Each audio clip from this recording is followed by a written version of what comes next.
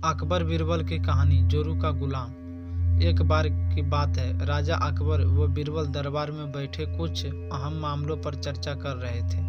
तभी बीरबल ने अकबर से कहा, मुझे लगता है कि ज़्यादातर पुरुष जोरू के गुलाम होते हैं और अपनी पत्नियों से डरकर रहते हैं। बीरबल की यह बात राजा को बिल्कुल भी पसंद न आई।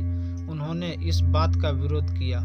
इस बीरबल अपनी बात मनवाने पर अड़ गए। उन्होंने राजा से कहा कि वे अपनी बात को सिद्ध कर सकते हैं, मगर इसके लिए राजा को प्रजा के बीच एक आदेश जारी करवाना होगा। वह आदेश यह था कि जिस पुरुष के अपनी पत्नी से डरने की बात सामने आएगी, उसे दरबार में एक मुर्गी जमा करानी होगी। राजा बीरबल की इस बात पर तैयार हो गए। अगले ही दिन प्रजा के बीच आदेश कराया गया कि अगर यह बात सिद्ध हो जाती है कि कोई पुरुष अपनी पत्नी से डरता है तो उसे दरबार में आकर बीरबल के पास एक मुर्गी जमा करवानी होगी।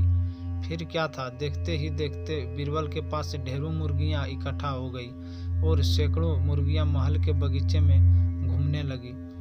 अब बीरबल राजा के पास पहुंचे और बोले, महाराज, महल में इतनी मुर्गियां इकट्ठा हो गई हैं कि आप एक मुर्गी खाना खोल सकते हैं, इसलिए अब आप इस आदेश को वापस ले सकते हैं।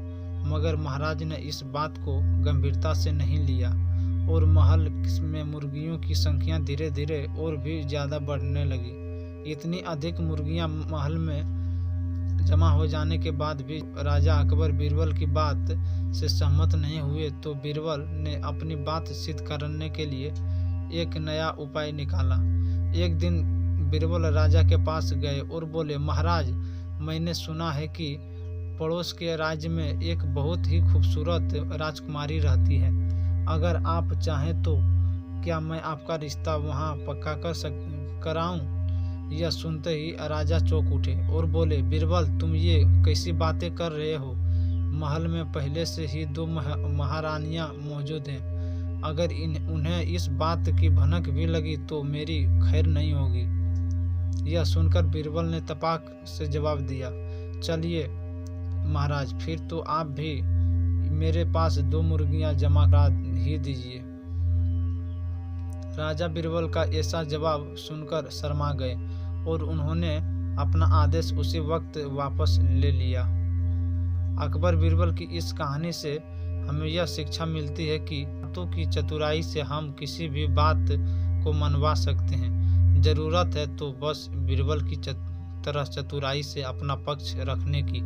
हमारी इस वीडियो को देखने के लिए आप सभी को धन्यवाद। जय हिंद, जय भारत।